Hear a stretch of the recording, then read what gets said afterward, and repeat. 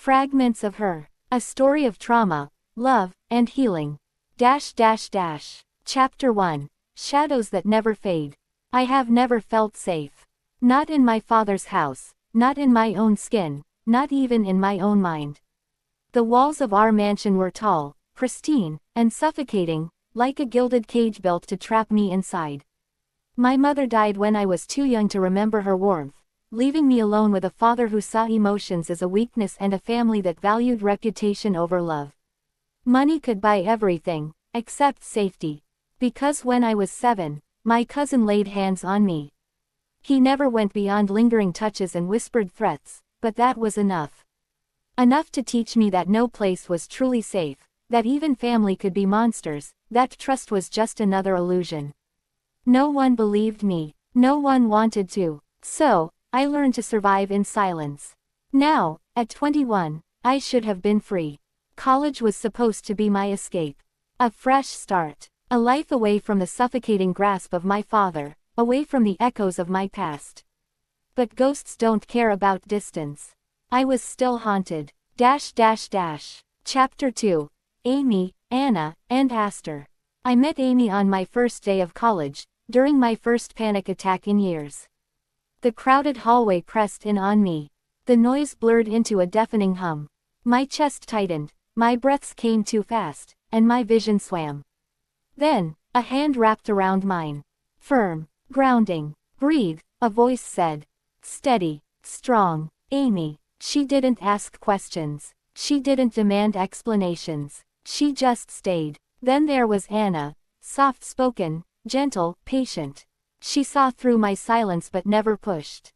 She had her own shadows, ones she never spoke of, but I saw them in her eyes.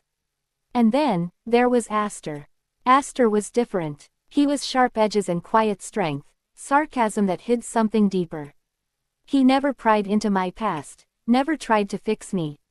He just saw me, in a way that no one else ever had. And that terrified me. Chapter 3. The slow burn of something dangerous. I don't know when it started.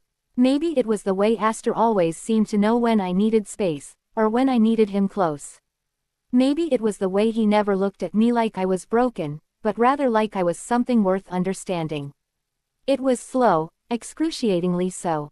A lingering glance. A hand brushing against mine. A moment of silence stretching too long. And then, one night, it almost wasn't slow at all. The storm outside raged as violently as the one inside me. I hated storms. They reminded me of nights I spent curled up in fear, waiting for my father's temper to pass. So I texted him. Me, are you awake? Seconds later. Aster, be there in 5. When he arrived, he didn't ask why. He didn't try to fix me. He just sat beside me in the dark, his presence steadying my breathing. Stay, I whispered, my voice barely audible.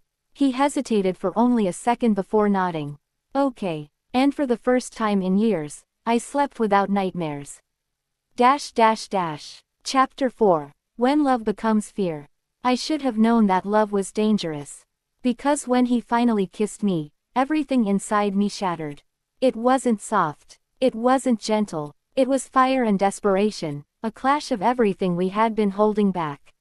His hands cradled my face, his lips demanding, his breath mingling with mine. I wanted it. I wanted him. But then, something inside me twisted. The past slammed into the present, and suddenly, I wasn't here.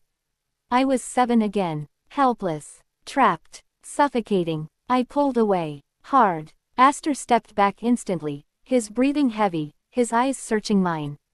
Did I? His voice broke. Did I hurt you? I shook my head, wrapping my arms around myself. No, it's not you. But how do you explain to someone that love feels like fear when you've never known the difference? I saw the hurt in his eyes. The frustration. But he didn't push. He just nodded, jaw clenched, and whispered, I'll wait. But waiting turns into distance. And distance turns into something colder. And suddenly, he wasn't there anymore.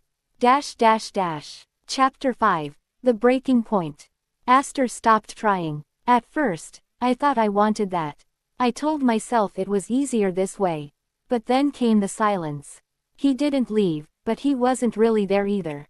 He smiled, but it never reached his eyes. He spoke, but his words lacked warmth. And I hated it. One night, I snapped. "Why are you acting like this?" I demanded, my voice shaking. Astor looked at me, his expression unreadable. "Like what? Like you don't care." His jaw tightened. "I care too much, and that's the problem." "Then why are you pushing me away?" His hands curled into fists. "Because I don't know how to love you without hurting you." The words hit like a punch to the gut. "You think you're hurting me?" I whispered. "Aren't I?" His voice was raw. "Every time I get close, you pull away. Every time I try to touch you, you flinch. Every time I try to love you, you act like it's a mistake." Tears burned my eyes. "I never said it was a mistake." "You don't have to," he murmured. "You show it every time." And then, he walked away. And for the first time, I felt what it was like to lose him. Chapter 6. The Mistress and the Monster. My father's affair wasn't a secret. The whispers had followed me my entire life, about the other woman, the hidden family, the half-sibling I never met. But I never thought she would show up. Yet there she was, standing in my father's house, wearing my mother's perfume, smiling like she owned the place. "You look just like her," she mused, sipping her wine. I clenched my fists. "Don't talk about my mother." She smirked. "Oh, sweetheart, she's been dead for years. It's time to move on." Something inside me snapped. For years, I had been silent. I had let them walk over me, let them dictate my life, let them make me feel like nothing. But not anymore. I stepped closer, voice trembling with rage. "You will never be her. And you will never be anything to me." Her smirk faltered. And for the first time, I felt powerful. Chapter 7. Finding my way back. Healing wasn't a straight path. It was messy. It was painful. It was breaking before rebuilding. But I fought for it. For myself. For the girl I used to be. For the love I almost lost. So, one night, I went to Astor. He opened the door, eyes wary, heartbroken. "I'm scared," I admitted. "But I don't want to be scared anymore." His breath hitched. "Then let me help you." And this time, when he reached for me, I didn't pull away. The end. Please like and subscribe.